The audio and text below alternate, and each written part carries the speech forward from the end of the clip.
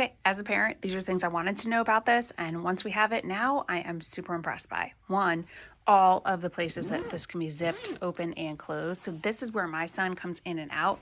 That part he absolutely loves.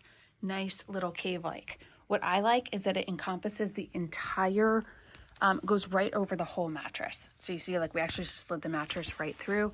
It's super stable. It's been staying up now. We've had it like over a month or so. You've got this on the end. So my husband's like, this is where you should be getting in, but I actually crawl in where he is. But take a look, you've got two. So you either can have them just like wide open here, or you can have that as a screen. So see, if I wanted to undo this, the other zipper, he's got 1,000 different stuffies or whatever in there. If I wanted to do the other one, which is down here, then he could just have this open for some breathability, and you have the screen right here. So it opens on both sides. You can see it's right up against our window.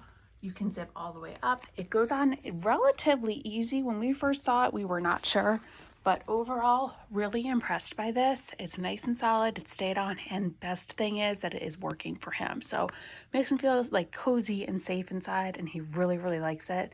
And for us, that is a win.